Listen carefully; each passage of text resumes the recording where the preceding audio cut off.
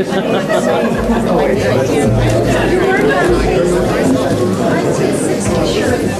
reading back. He's going to start wearing the Sergeant Pepper's up there pretty soon. I don't know.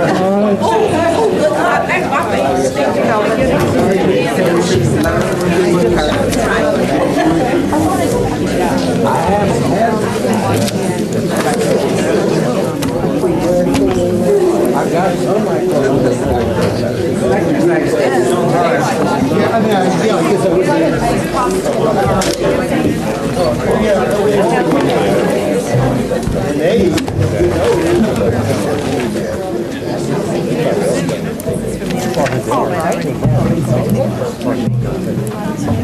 That's a very good idea.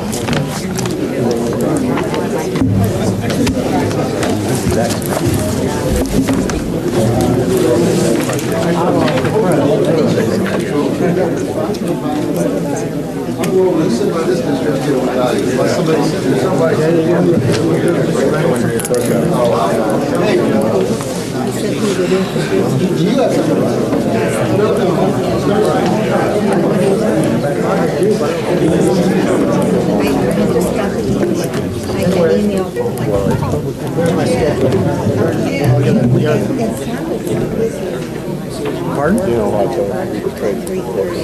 Yeah, this so sign. Well, I agree. I will say this.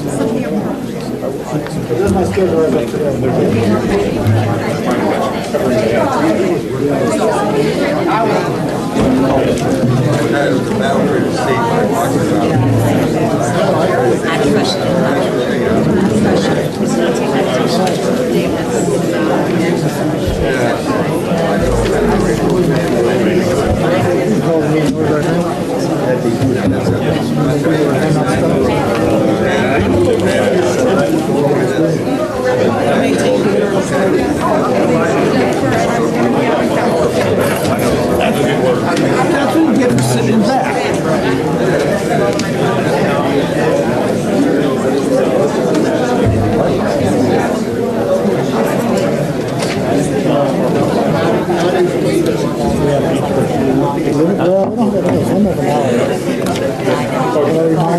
You know, if you have their name, you can check on this.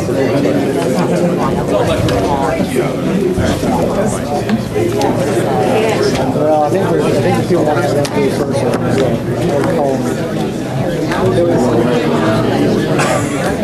Cell phones and do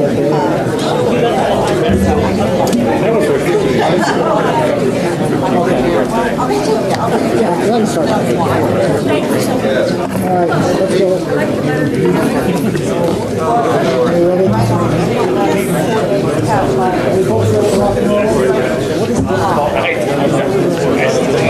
I don't know if there is.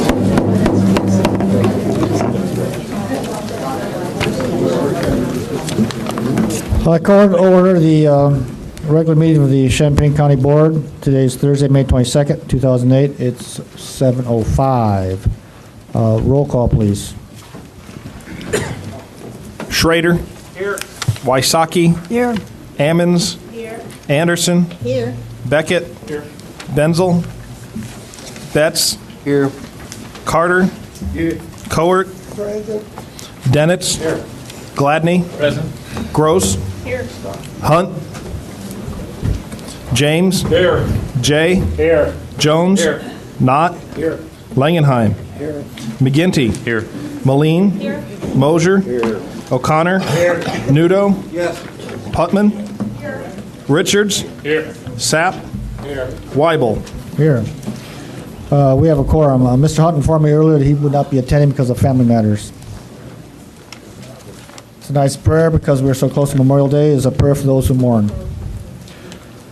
Bless those who mourn, eternal God, with the comfort of your love, that they may face each new day with hope, and the certainty that nothing can destroy the good that has been given. May their memories become joyful, their days enriched with friendship, and their lives enriched by your love. Amen.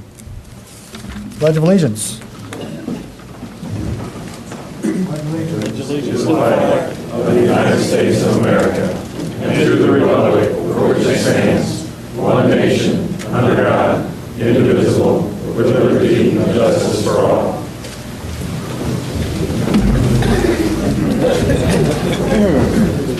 the clerk read the notice of the meeting, please? Notice is hereby given that a regular meeting of the County Board, Champaign County, Illinois, will convene on May 22nd, 2008, 7 o'clock p.m.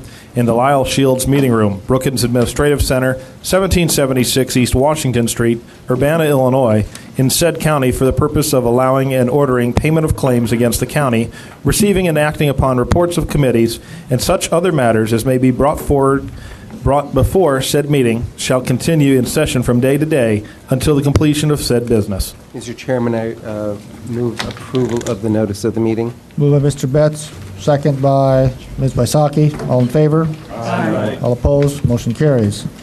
Seek approval of the minutes of April 15, 2008 study session. So moved. And regular meeting April 24, 2008. I move it as an omnibus. Moved by Mr. Betts, second by Ms. Ammons. Discussion. Being none, all in favor? Aye. All opposed? Motion carries. I move approval of the agenda and the addendum. Moved by Mr. Betts, second by Ms. Ammons. Mr. Beckett. I would suggest, given the folks that are here, that they're probably interested in item 3 under other business, and I would suggest we move that first. I ask unanimous consent. Consent. All in favor? Aye. All opposed? Motion carries. The date and time of our next regular meeting is Thursday, June 19, 2008 at 7 p.m. Public participation. I would add to note to speakers that public participation is limited to 1 hour and that individually you're allowed 5 minutes. Ms. Nora Stewart. Good evening. My name is Nora Stewart, and I am the newly elected president of AFSCME Local 900. I am speaking to you tonight in support of the Champaign County Nursing Home staff. I have read the report issued by the Management Performance Association, associates stating that one of their concerns is the collective bargaining agreement between Champaign County and the nursing home. They say the agreement is a fundamental obstacle, which I find hard to believe. Obstacles can always be removed when all come together on the same accord. I was going to bombard you with statistics and numbers, but there's no need to reiterate what you already know. You've cut 24 jobs and are looking at cutting additional support staff. The report states that more beds need to be filled, which no doubt you know is correct. Well, I ask you this question. Who's going to take care of these people? People put their elderly parent or grandparent in a nursing home so they can be safely taken care of, so that someone can properly look after them in their old age. No one expects that these nursing home residents should get anything less than the proper care and respect that they deserve.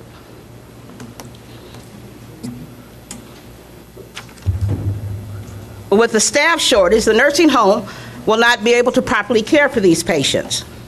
A Health and Human Service Department report found patients in understaffed nursing homes were more likely to suffer from a variety of problems, such as bed sores, malnutrition, weight loss, dehydration, pneumonia, and serious blood-borne infections. These type of situations can and will lead to more lawsuits against the county nursing home. Cutting the support staff is not the answer. Why are you not taking steps to see where the real problems are?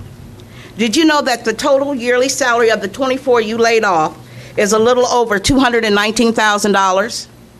But the monthly expenditure for outside contractual nursing services is over $279,000. I beg you to evaluate the entire management team, starting with the administrator, director of nursing, and so on. If they're not able to do the job that they're being very well paid to do, then perhaps you as a board needs to think about getting ones who can. The county board has been given misinformation all along the way regarding the construction of the nursing home. Two wrongs do not make a right, and to punish the employees of the nursing home without investigating all options would be another terrible mistake. The nursing home simply cannot be a success without these people. Don't single out the staff that directly supports the residents.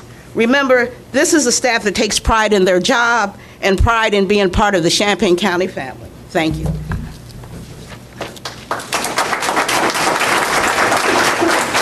Eva Jill.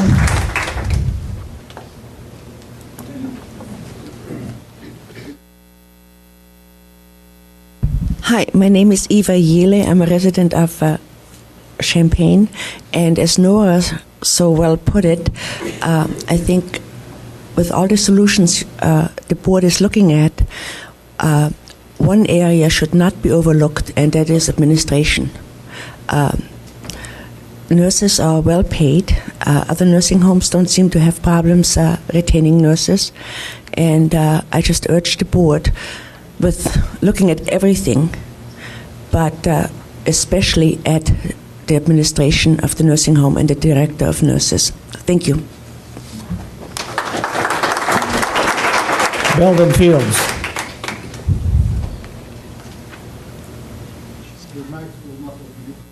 Yes, Mr. Fields. Thank you. Please raise the microphone up a little bit. Right. I was disturbed at the last meeting of this body because I heard some very unflattering things said about the union, the AFSCME union. I heard it both inside the hall and I heard it outside the hall, that they were running to the very end the time to agree on something, and I want to give you some information about what unions have contributed to this nursing home. I worked on the committee in 2002 that stimulated or tried to gain support for the referendum. The majority of the people who worked on that committee, and the referendum, of course, was successful, were people who were working at the nursing home and were unionized people. Secondly, we were running short of some funds. We had yard signs and they were expensive. And Deb Busey, who participated in it, said, we were running short. I asked Deb how much we were running short. I don't remember. It was hundreds of dollars, but I don't remember what it was. I went to the AFL-CIO, and I said, we need some help from you. We're this much short. And they wrote a check out for us right then and there to pay for that. I think when people get irritated with labor, they attack it, but I don't think that labor gets acknowledged when it does do positive things. The other thing I'm very concerned about, it was mentioned the low wages of these folks who were laid off. They were people that were covered by the living wage provisions that we got, the living wage campaign got the county to adopt. I made some copies of the public eye out there, and if you turn to the article, I think it's on page 5 or 6, what you will see are statistics on poverty in Champaign County, and a lot of the people that are in poverty in Champaign County are working people. Even after we got the living wage for people here, that wage was still only about half of what the real costs were to be able to live in Champaign County and meet your food, your shelter, your transportation, clothing costs. So they are really operating, they are in poverty even though we call it a living wage, because the federal poverty guidelines are so low, they were established in the 1960s, that they really do not cover what it is that one would need. Our guideline now, as of January, was $10.20. You cannot, as an hourly wage, you cannot make it on that. So I would hate to see I would hate to see these jobs contracted out by contractors who pay even below what we call the living wage, which is insufficient. And I hope that you will work cooperatively with the union. I am very, very concerned about the tenor, at least as it was reported in the press, of the audit's report about reopening the contracts. Two sides contracted in good faith, and it seems to me when you talk about reopening that, you are walking a very tight line here. So please give recognition where recognition is due. The union has been a positive force for a number of years in this. Work cooperatively, not antagonistically with them. And when you get irritated, hopefully you'll restrain yourself and you'll think about the contributions the unions really do make, both in terms of keeping this nursing home, keeping the public image of the nursing home up, and in terms of the services that they perform for the people in the nursing home. Thank you.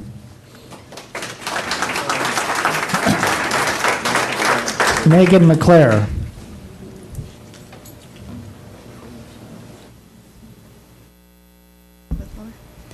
Good evening. My name is Megan McClare, and I'm here representing Champaign County healthcare consumers. In 2002, the healthcare consumers joined the coalition effort to support the nursing home referenda that were on the ballot. Our contribution to the effort, besides getting out the vote in favor of the referenda, was to do research comparing public nursing homes to private for-profit nursing homes and to determine if there was a difference in patient outcomes and quality of care. We do have this research available, and our director, Claudia Lenhoff, would be willing to present all the findings in an appropriate venue if you all were interested. But for tonight, I want to share with you just some of the findings from the research we conducted. And I hope that this will help to explain to you why we are opposed to staff layoffs and cuts, and why we are in support of another referendum to support the county nursing home. Here are some of the findings. 1, for-profit nursing homes deliver lower quality of care. This is measured by patient outcomes such as rates of infections, illnesses, and deaths, as well as the quality of life deficiencies and deficiencies in patient functioning. 2, for-profit nursing homes have much lower nursing staff to patient ratios than public nursing homes. 3, severe deficiencies, situations when patients have actually been harmed, were 35% higher in for-profit nursing homes than in public nursing homes. And 4, the key to success of public nursing homes in delivering consistently higher quality of care is based on the fact that public nursing homes are better staffed. Therefore, it does not make sense for us to have a public nursing home and drive the staffing ratios down in order to try to fix financial issues. We might fix the financial issues, but it will come at the expense of the lives and the health of the residents of the nursing home. Champaign County voters do not support the nursing home referenda only to end up with an understaffed nursing home, like what is the industry standard for-profit nursing homes, and almost everyone's nightmare. Champaign County voters want to invest in a quality, publicly accountable nursing home. We urge you to join us in opposing staffing cuts and supporting a referendum to help the nursing home. Thank you. Ann Gargano.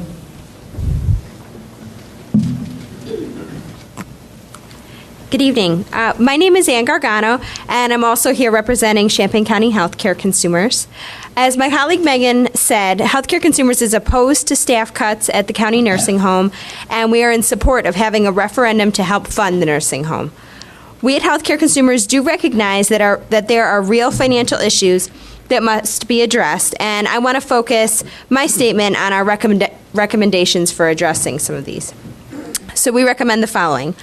First of all, we ask you to create a moratorium on staff cuts. Cutting staff, no matter whether they are members of housekeeping or the nursing staff at any level, will have an adverse effect on quality of care for the residents. Next, we believe that we need to conduct a real study of the staffing issues at the county nursing home.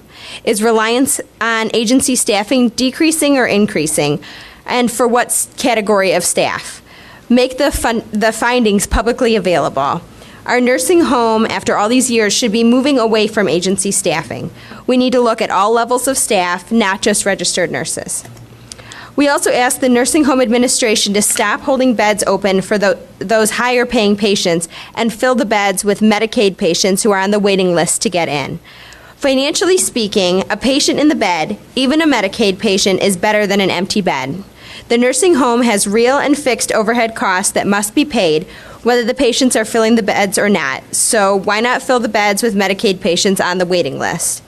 Also remember that they are taxpayers who helped contribute to the financing of the nursing home. Also, the reality is that 2/3 of nursing home patients nationally are Medicaid patients or become Medicaid patients while they're in the nursing home. Every nursing home and every hospital we know of always strives to have a high census or occupancy rate. If the payer mix can be increased over time, then that's fine. But we shouldn't be sacrificing Medicaid patients for an empty bed and a hope that a better insured patient will come along. It doesn't make sense for our community, for the people who need care, or the finances of the nursing home. We also encourage the creation of a coalition of the community and the County Nursing Home Association to do some shared advocacy in Springfield around the Medicaid reimbursement rate for our public county nursing homes. We can form a powerful and effective local and statewide coalition, and healthcare consumers and our members would support such an effort. Lastly, we hope you will be cautious in embracing any consultant's report that comes from for-profit organizations that are also in the business of trying to get your business, especially if those reports involve recommendations about cutting or streamlining staff. Remember that the so-called industry standard typically refers to the standard of the for-profit nursing homes, which make their profits largely by reducing staffing costs at the expense of quality of care. Again, we at Healthcare Consumers are willing to help in any way we can, and we offer our support for a referendum to properly fund the nursing home that any of us might end up in. Thank you for your time. Robert Naiman. Mr. Robert Naiman? Oh, there he is.